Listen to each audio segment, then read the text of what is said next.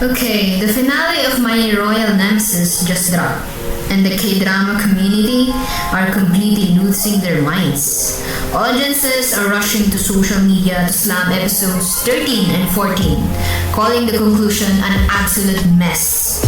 But if we step back and analyze the show through a director's lens, are harsh criticisms actually fair, or they're just the audience reacting out of pure frustration?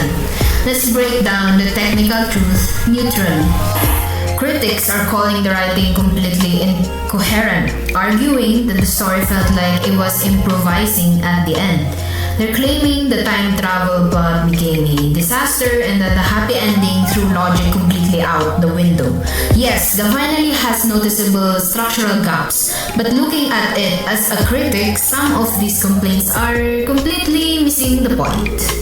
Let's address the first big complaint, the sudden logic loopholes. Critics are heavily calling out the script writing, asking how on earth our Joseon lead suddenly mastered complex modern writing overnight while everyone else is stuck in the past.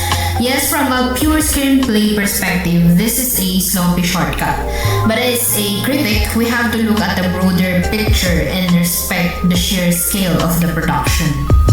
Pulling off a series that constantly flips between a cold modern office and a grueling winter-shot Joseon dynasty requires an immense level of teamwork from the crew. The pacing and the script might have stumbled here, but the visual execution and the editing cuts, atmospheric transition were flawless. A writer's logical shortcut shouldn't invalidate the massive hard work of the entire production crew.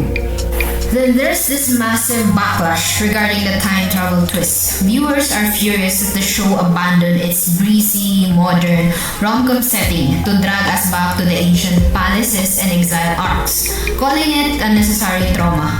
But structurally speaking, this choice was absolutely necessary. This drama was never just a shallow comedy about an ancient girl playing with a smartphone. It was a story about challenging a tragic chain of fate.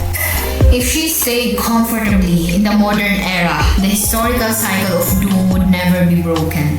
By forcing her to sacrifice her modern comfort to face the palace intrigue, the creators choose a heavy, poetic resolution over a safe, lazy cliche. It's a great, deeply stressful ending, but it's the only way the ultimate happy payoff actually carries any real narrative gravity.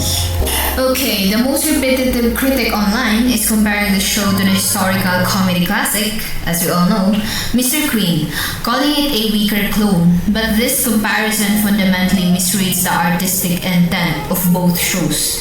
Mr. Queen was an absurdist comedy, focused on situational irony, while My Royal Nemesis shifts into a much darker psychological space about breaking generational trauma. Judging a heavy melodrama by the rules of a pure comedy is simply bad criticism.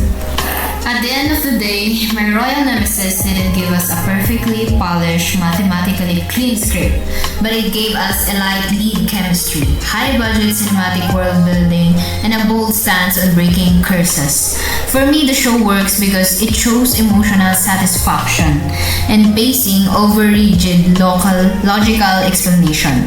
It's not a flawless masterpiece, yes, but it doesn't have to be.